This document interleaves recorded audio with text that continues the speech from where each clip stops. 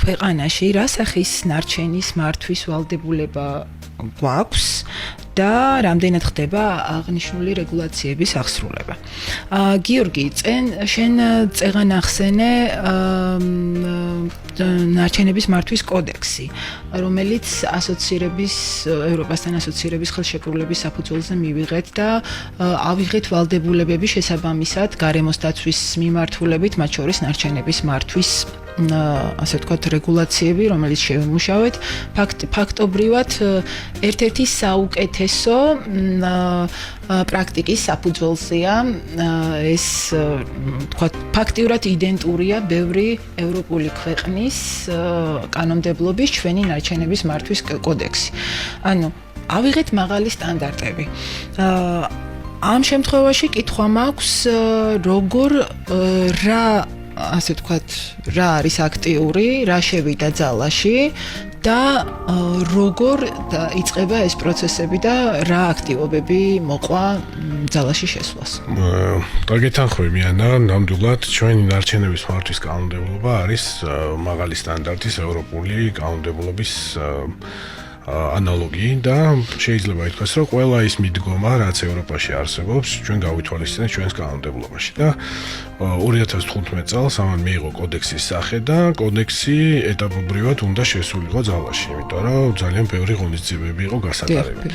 და ამის საფუძველზე მე გარემოს დაცვისა და სოფლის მეურნეობის სამინისტრომ შეიმუშავა ეროვნული სტრატეგია და სამოქმედო გეგმა და იქ გაიწერა წლების განმავლობაში რა უნდა გაკეთდეს და როგორ. ეხლა რა სტადიაზე ვართ, რა რეგულაციები მივიღეთ და როგორ ხდება ამის აღსრულება. ამას რო უპასუხოთ 2020 წელს უკვე მანამდე რა თქმა უნდა სხვა ტექნიკური რეგლამენტები იქნა შემუშავებული, მაგალითად როგორიც არის სახიფათო ნარჩენების მართვის ტექნიკური რეგლამენტი. სამედიცინო ნარჩენების მართვის ტექნიკური რეგლამენტი, ასევე ქიმიური ნივთიერებების მართვის ტექნიკური რეგლამენტი, ნარჩენების გადაზიდვის წესი და ასე შემდეგ. ბევრი სხვა რეგულაცია. თუმცა 2020 წლიდან უკვე ძალაში საქართველოს მთავრობამ დაამტკიცა 4 ტექნიკური რეგლამენტის სპეციფიკურ ნარჩენებს. და ეს სპეციფიკური ნარჩენები არის საბურავები, ზეთები, სამანქანო ზეთები, ასევე ელექტრომოწყობილობები და ბატარეები და აკუმულატორები. ამ 4 მიმართულებით მთავრობამ დაადგინა ტექნიკური რეგლამენტები, რომლის მიხედვითაც უნდა მოხდეს ამ ნარჩენების მართვა. და შესაბამისად ჩვენი ასოციაციაც Waste-less არის ამ 4-ვე ნაკადზე ავტორიზებული ეგრეთ წოდებული MGV ორგანიზაცია, წარმოების გაფართოებული ვალდებულების ორგანიზაცია, რომელიც კოლექტიურად ასრულებს წარმოებელზე და იმპორტიორზე დაკისრებულ ვალდებულებას. უფრო მარტივად გასაგები რო იყოს მსმენელისთვის, გიორგი, აი ასოციაცია ამ 4 რეგლამენტის მიხედვით ასრულებს შეგროვების და უზრუნველყოფს გადამუშავებას ამ ნარჩენების, რაც შენ ჩამოთვალე 4 სახეობას. ანუ ეს რა ფორმატით ხდება, როგორ აგროვებ? თქვათ და კიდევ 2 ორგანიზაცია არსებობს საქართველოში აკრედიტირებული. ანუ ეს ორგანიზაციებს რა სისტემა აქვთ შემუშავებული, როგორ აგროვებენ ამ ნარჩენს, უფრო პრაქტიკული ინფორმაცია რო გაუზიაროთ მსმენელს და სად მიდის ეს ნარჩენი. კი ბატონო, უყურეთ როგორ ხდება ეს ყველაფერი, ესე იგი ამ ტექნიკურმა რეგლამენტებმა ამ სპეციფიკური ნარჩენების მართვა დაავალა ბიზნესს, ანუ იმპორტიორს და მწარმოებელს, რომელსაც შემოაქვს ეს პროდუქტი საქართველოში, ან აწარმოებს ამ პროდუქტს, ხო? და შესაბამისად მე მისი პროდუქტი რო ბაზარზე განთავსდება, საბოლოო ჯამში ნარჩენად იქცევა, ამ ორგანიზაციებმა უნდა აიღონ ვალდებულება, რომ ისინი შეაგროვებენ ამ ნარჩენებს და გადაამუშავებენ. ეს შეიძლება იყოს ინდივიდუალური ვალდებულებაც და შეიძლება იყოს კოლექტიური. ჩვენ შემთხვევაში შენს მიერ ნახსენები ორგანიზაციები, ეს 3 ასოციაცია არის კოლექტიური ორგანიზაციები. სადაც გაწევრიანდნენ ეს ამ ტიპის ბიზნესები და მიანდეს ამ ასოციაციას მართვის მანდატი გადასცეს ასოციაციას. ასოციაცია ვალდებულია, მაგალითად, ჩვენი ასოციაცია 13,000-ზე მეტ წევრს მოიცავს. ანუ 13,000-ზე მეტი ბიზნესი არის გაერთიანებული ჩვენთან და თქვენს ორგანიზაციაში. ანუ ესენი არიან, ვინც მაგალითად, თუ წარმოებელია საბურავის ელემენტის ტექნიკის ბატარეის აკუმულატორის და ზეთების და ან არის იმპორტიორი. იმპორტიორი და მწარმოებელი გაერთიანებული არის, იმიტომ რომ ჩვენთან ძირითადად იმპორტიორები არიან და სამწუხაროდ წარმოებლები არ არიან.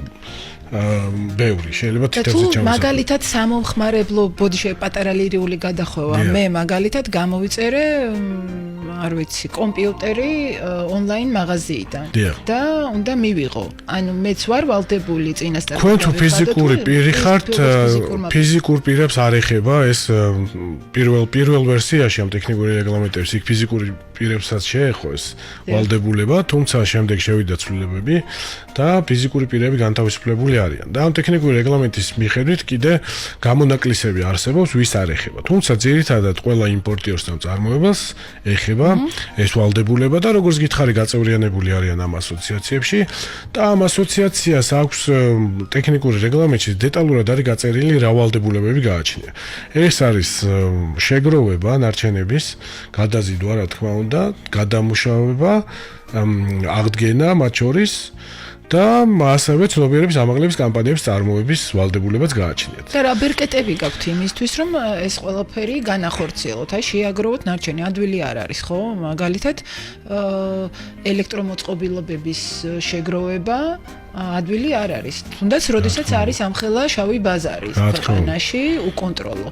რა თქმა უნდა, გამოწვევები უამრავია და ერთ-ერთი არის ეს არაფორმალური ბაზრის არსებობა, ანუ გარკვეული ნარჩენები, რომლებიც ამ ექვემდებარება რეგულაციებს, მათი მიმოქცევა ხდება არაფორმალურად, არალეგალურად ხშირად. ანუ შავი ეგრეთ წოდებულ შავ ბაზარზე. ანუ ამის ყიდვა-გაყიდვა ხდება უკანონოდ, ესე ვთქვათ, და ეს საკმაოდ განვითარებული არის. ანუ ახლა კიდე პატარა ლირიული გადახვევა უნდა შეგაწყვეტინო.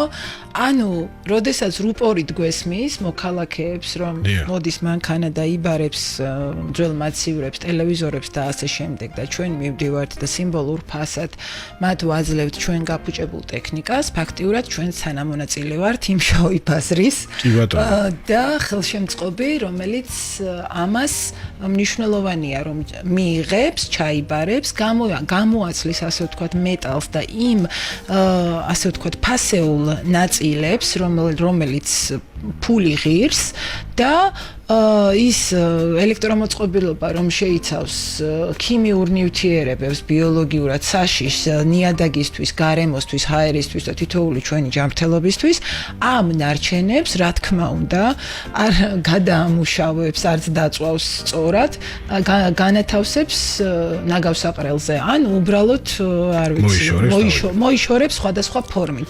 ანუ, როდესაც ჩვენ მინდა ხაზი გაუსვა, რომ ვაბარებთ და ვიღებთ 10-20 ლარს ჩვენ ტელევიზორში, რომელიც უნდა გადაგვეგდო, ამის ნაცვლად ჩვენ თანამონაწილე ვართ ამ შავი ბაზრის და პლუს გარემოს დაბინძურების, აი ეს მინდოდა აღმენიშნა. კი ბატონო, ძალიან კარგი შენიშვნა არის, სწორედ ესეა.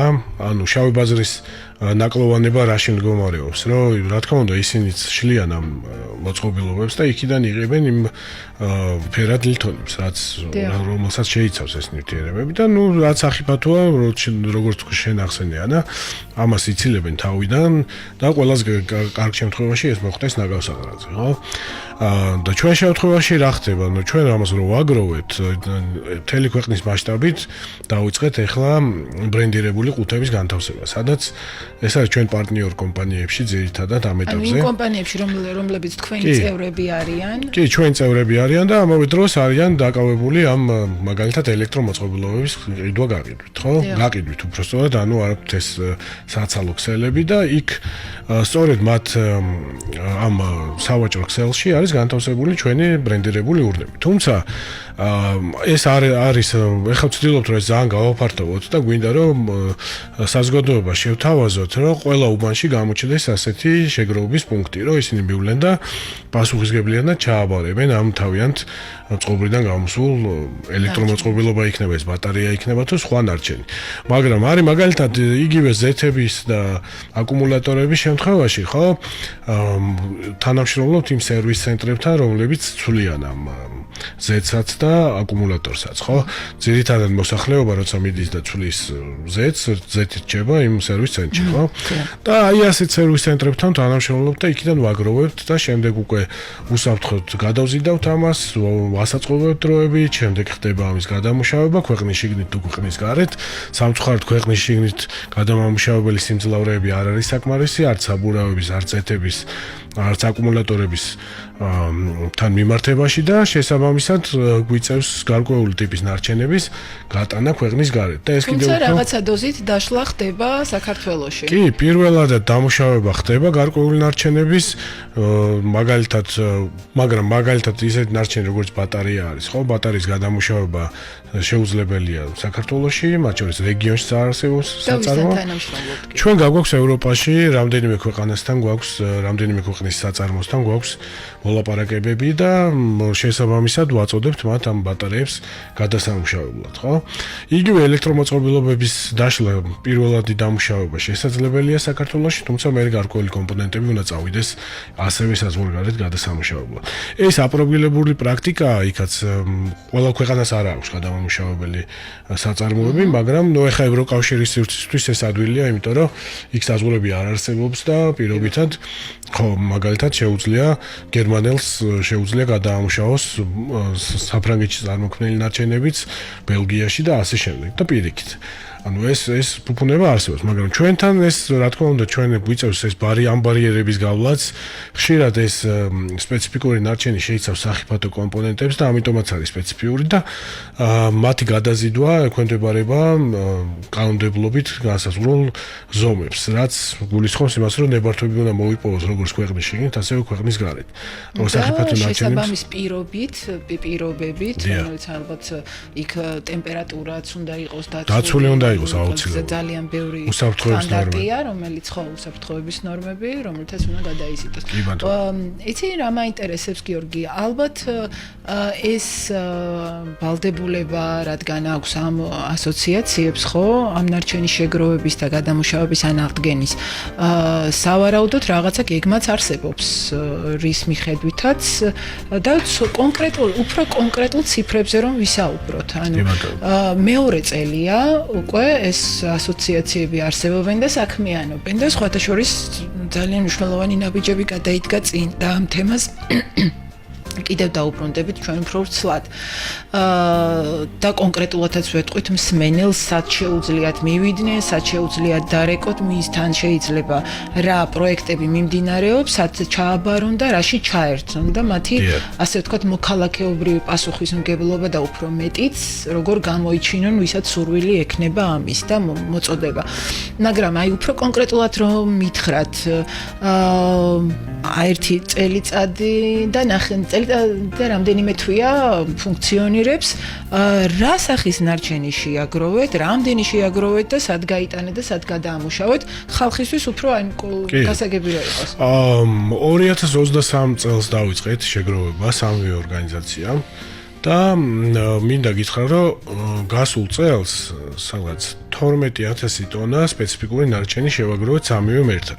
აქ იგულისხმება როგორც საბურავები, ისე Z-ები, აკუმულატორები, ელექტრომოწყობილობები და ბატარეები, ყველა ერთად. ყველაზე დიდი რაოდენობით შევაგროვეთ დაახლოებით 5000 ტონა საბურავი შეგროვდა გასულ წელს და ეს საბურავი მივაწოდეთ ქვეყანაში არსებულ მცირე საწარმოებს, რომელსაც ჰქონდათ ნებართვები გადამუშავებას.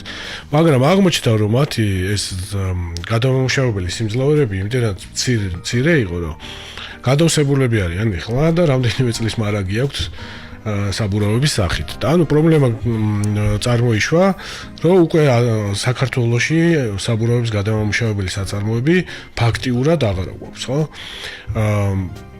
Z-ებს რაც შეეხება, ასევე Z-ების მიმართულებითაც გადამამუშავებელ საწარმოებს მივაწოდეთ საქართველოში, მაგრამ ესეც ორი საწარმო არის სულ, რომელსაც აქვს ნებართვები, კიდე არის მცირე ზომის საწარმოები, მაგრამ ისინი ვერ აკმაყოფილებენ, ხშირად ვერ აკმაყოფილებენ ხოლმე სტანდარტებს, რასაც ჩვენ მოვვითხოვთ. და რას იღებენ იმ Z-ისგან? გადამუშავებული Z-ის გადამუშავება ხდება შემდეგნაირად, ანუ ხდება მისი გაწმენდა და შემდეგ მომზადება ფილტრაცია და შემდეგ ხდება მომზადება საბაზისო ზეთის მომზადება. ანუ რაზეც მერე ხდება თქვათ იგივე სინთეტიკური ზეთების დამზადება, უკვე იქ უნდა შეიძიოს სხვადასხვა მინერალი და ასე შემდეგ. მაგრამ ეს პროცესები სტანდარტების დაცვით ხდება ევროპაში, სადაც არის მაგალითად დიდი საწარმოები და მათ აქვთ ყველა ის სტანდარტი და ტექნოლოგია, რომელიც ამას უზრუნველყოფს, მაგრამ საქართველოში სამწუხაროდ პირველ ეტაპზე საბაზისო ზეთის მიღება შესაძლებელია, თუმცა მცირე რაოდენობით, იმიტომ რომ ეს საწარმოები არ არის დიდი და არის მათი გადამამუშავებელი სიმძლავრე საკმარისი არ არის. ამიტომ ჩვენ დავიწყეთ ამაზე ზრუნვა და ის კომპანია ვისთანაც ჩვენ თანამშრომლობთ, მან მოიპოვა ნებართვები და გააქვს ევროპაში, მაგალითად საბერძნეთში, ბულგარეთში გადასამუშავებლად ეს ზეთი და იქ სრულად გარემოს დაცვის ყველა სტანდარტების დაცვით ხდება ამის გადამუშავება და ეს ძალიან კარგი გამოსავალია ამ ეტაპზე. მაგრამ რა თქმა უნდა ჩვენ უპირატესობას ვანიჭებთ ადგილობრივ გადამამუშავებელ საწარმოებს და თუ და გვინდა რომ წავახალისოთ ეს პროცესი და შეიქმნას აქ უფრო მეტი გადამამუშავებელი საწარმო და მეტი სამუშაო ადგილი შეიქმნას და ამ მწვანე დასაქმების მიმართულებით გვინდა რომ გარკვეული როლი ჩვენს გქონდეს. და მაგრამ ეს არის პროცესი, რომელშიდაც აუცილებელია რომ ყველა მხარემ ითანამშრომლოს. სხვა შემთხვევაში ცალკე აღებული როგორც ბიზნესი ხშირად არ არის ხოლმე ეს მომგებიანი. ამიტომ ძალიან მნიშვნელოვანია რომ იგივე ჩვენი ტიპის ორგანიზაციებმა, MGV ორგანიზაციებმა დააფინანსონ გარკვეული საქმიანობები, ხო? ხელი შეუწყონ ამას და მეორე მხრივ სახელმწიფომაც რა თქმა უნდა ხელი უნდა შეუწყოს ამ ბიზნესის სექტორი უნდა გაძლიერდეს. ნახეთ, მივიღეთ კანონმდებლობა, მივიღეთ რეგულაციები, კიდე მივიღებთ მე შესაფუთი მასალების და იმედია მალე მივიღებთ, რომელშიც უფრო მეტი გადამამუშავებელი ყავს ამ მიმართულებით, მაგრამ მივიღეთ რეგულაციები, მაგრამ აღმოჩნდა კი არა აღმოჩნდა ეს ნათელი იყო ისედაც. ნათელი იყო, რომ ანუ ყველაზე მთავარი რგოლი, ბოლო და კულმინაციური რგოლი, რომელსაც უნდა გადაამუშავოს და ამ პროდუქტი შექმნას ან ისე ნედლეული ახალი პროდუქტისთვის, აქ გვაქვს პრობლემა. ანუ ამ პრობლემის მოსაგვარებლად ამ იმედია არავინ დამძრახავს, მე ხშირად ვაკეთებ ხოლმე ამ პარალელს და ძალიან მიყვარს ჩემი ქვეყანა, სოფლის მეურნეობა, ჩემი ღვინო და ასე ვთქვათ, კარგი დეგუსტატორიც ვარ, მაგრამ ვთქვათ, სოფლის მეურნეობის პროდუქტებს უკვე დიდი ხანია აქვთ ხელშეწყობა. ასე ვთქვათ, ხო? და გარკვეულ გადასახადებისგან არიან განთავისუფლებულნი, ხო? როგორც მარტო მეღვინეობას არა, ბევრ მიმართულებას სოფლის მეურნეობაში.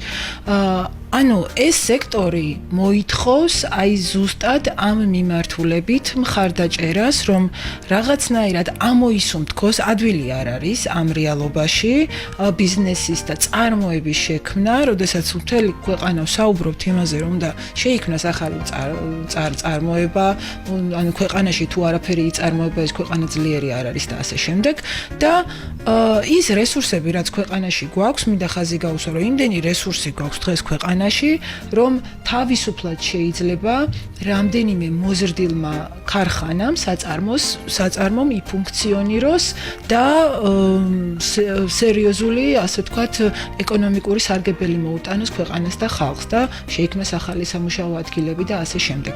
და ამისთვის სხვათა შორის არც თუ ისე დიდი რესურსებია საჭირო, ხო? თავარია ნება და იმის შესრულება, რაც ჩვენ უკვე, ვთქვათ, დავწერეთ, შევიდა ძალაში და თქვენნაირი ორგანიზაციებისთვისაც, MGV ორგანიზაციებისთვის, რომლებიც აგროვებენ და რეგულაციებს ასრულებენ, ბევრად უფრო გამარტივდება და ბევრად უფრო ნაყოფიერი იქნება თქვენი საქმიანობა, თუ კი ეს ბიზნესი იმფუნქციონირებს ქვეყანაში და ქვეყნისთვისაც, რა თქმა უნდა, უკეთესი იქნება, ხო? კი, რა თქმა უნდა, აბსოლუტურად გეთანხმები, მაგრამ უყურე, ეს არის პროცესი. ჩვენ ახლა არ გვაქვს ილუზია, რომ ეს წელიწადში შეიძლება საწარმო დააფუძნო და გავამუშავო. რა თქმა უნდა, არა, პროცესია. ჩვენ, რა თქმა უნდა, ამას ახლა პრობლემის წინაშე ვდგავართ, იმიტომ რომ არ არის მაგალითად აი ხა საბურავი საწავოთ და როგორ გადავამუშავოთ. დიდი რაოდენობა. ხო, დიდი ეს ჩვენ ყოველწლიურად იზრდება ჩვენი შესაგროვებელი საბურავების რაოდენობა და საბოლოო ჯამში ხო, კი ვაგროვებთ, მაგრამ უკვე გადამუშავების პრობლემები დადგა. იგივე სხვა მიმართულებით მიმართულებებითაც, მაგრამ ჩვენ გვინდა იმის ხაზგასმა მინდა, რომ ჩვენ დაწყებული გვაქვს ეს პროცესი, მათ შორის დიალოგი სახელმწიფოსთან და სახელმწიფო ამ შემთხვევაში მინდა აღნიშნო გარემოსდაცვის სამინისტროს პოზიცია და ძალიან დიდი მადლობა მინდა გადაუხადო მათ, რომ ისინი გაგებით ეკიდებიან ამ ჩვენს პრობლემატიკას და თანახმარიან და ხშირ შემთხვევაში ხელს გვიწყობენ, რომ გარკვეულწილად შემუშავდეს მექანიზმები, როგორ შეუწყოთ ხელი ამ საწარმოების დაფუძნებას, ხო? ეხლა ეს პროცესი მიმდინარეობს, მოლაპარაკებები მიმდინარეობს და ვფიქრობ, რომ 2-3 წლის ვადაში აქ რაღაცა გარკვეული სიმძლავრეები შეიქმნება გადამამუშავებელი. რა თქმა უნდა, ეს რო გავითვალისწინოთ ევროპული გამოცდილებაც, ხო? წარმოებლის გაფართოებული ვალდებულება არის ერთ-ერთი ყველაზე ეფექტური მართვის სისტემა ნარჩენების მიმართულებით. და ეს პირველად დაინერგა ევროპაში, შვედეთში და გერმანიაში და იქიდან მოყოლებული დღეს უკვე სადღაც 170 ქვეყანაში ხდება ამის დანერგვა. ანუ იმდენად გავრცელდა, იმდენად ეფექტურია, ყველაზე ეფექტურია, იმიტომ რომ კი. და იმიტომ რომ ბიზნესი და სახელმწიფო თანამშრომლობს ნარჩენების მართვის მიმართულებით და ბიზნესი აფინანსებს ამ პროცესს და ეს არის ყველაზე ეფექტური, რა თქმა უნდა. ამ შემთხვევაში ხდება ამ თანხებისაც სწორად განკარგვა, საწარმოების შექმნა, მე ტექნოლოგიებზე ფიქრიც, იმიტომ რომ ეხლა ევროპაში ჩვენი MGV ორგანიზაციები იქაური არსებული, ხო? თანამშრომლობენ, თქვათ, იგივე სამეცნიერო წრეებთან. უკეთავენ იმ ტექნოლოგიებს, რომ გააუმჯობესონ უფრო სახელმწიფო ჩართული ყველას ნება აშკარად ერთია, რომ ძალიან წინ არიან წასულები და ამ ბოლო პერიოდში ეხლა ინტენსიურად ხდება ხელოვნური ინტელექტის გამოყენებაც მათ შორის იგივე საწარმოებში, იგივე ამ პროცესებში აქვთ ეს სხვადასხვა ტექნოლოგიები დანერგილი და ჩვენ მინდა გითხრა, რომ ერთ-ერთი ჩვენი ასოციაცია აპრილში გახდა ერთ-ერთი მსოფლიო ასოციაციის წევრი, სადაც ძირითადად ეს ევროპული ასოციაციები არის. და შეგიძლიათ გაიზიაროთ ის ცოდნა და კი, და ეს ძალიან გვეხმარება. ეხლა დავესწრით რამდენიმე, თქვათ, იგივე ასამბლეას, შეკრებას და ისედაც გვაქვს ეს ურთიერთობა, გვიზიარებენ ამ გამოცდილებას. ძალიან საინტერესო პროცესები გაიარეს და ეს მათ გაიარეს 30 წლის განმავლობაში და ჩვენ ეხლა დავიწყეთ და ოღონდ ჩვენი უპირატესობა გვაქვს, რომ მათი გამოცდილება შეგვიძლია გავიზიაროთ. ხო, თავიდან ავიგონებთ ველოსიპედს, ბუნებრივია და ის მოგონილია რამდენიმენაირი და შეგვიძლია ავირჩიოთ იმის დამიხედვით, რის შესაძლებლობა გვაქვს. საუკეთესო პრაქტიკები გვიდევს და ვიცით, როგორ უნდა გაკეთდეს ეს ყველაფერი. თუმცა აქ როგორც ვახსენებ დასაწყისში, ძალიან მნიშვნელოვანი არის თანამშრომლობა რა. ყველა მხარემ თუ არის თანამშრომლობა, მაშინ არ გამოდის ეფექტური, ხო, სისტემა მაშინ მუშაობს ეფექტურად, როცა სახელმწიფოც, მუნიციპალიტეტიც, ბიზნესიც და თვითონ მომხმარებელიც, იგივე საზოგადოება ამაში არის აქტიურად ჩართული. კი ბატონო. გიორგი, ჩვენი პირველი გადაცემა მივახლოვდა დასასრულს. მინდა კიდევ ერთხელ აღვნიშნო, რას ემსახურება ჩვენი გადაცემა. მე და გარემო გავა ყოველ 4 შაბათს საღამოს 5-დან 6 საათამდე რადიო უცნობის ეთერში. ჩვენ განვიხილავთ ყველა იმ აქტუალურ თემას და გამოწვევას, რომელიც ბუნებრივი გარემოს დაცვის და იმ აქტივობების შესახებ, რომელიც უკავშირდება ნარჩენების მართვას, ცირკულარულ ეკონომიკას, ჰაერს, სეისმოლოგიას და ასე შემდეგ და ასე შემდეგ, რაც ჩვენ ბუნებრივ გარემოს უკავშირდება, ყველა აქტუალური თემა განიხილება და ყველა კითხვას გაეცემა პასუხი, რომელიც არსებობს საზოგადოებაში და ეს არის ცნობიერების ამაღლების კამპანიის ნაწილი, Wasteless-ის გადაცემის წარმდგენია Wasteless-ი. გვისმინეთ, გემშვიდობებით შემდეგ 4 შაბათამდე, შევხვდებით 18 სექტემბერს 5 საათზე. მადლობა. დროებით.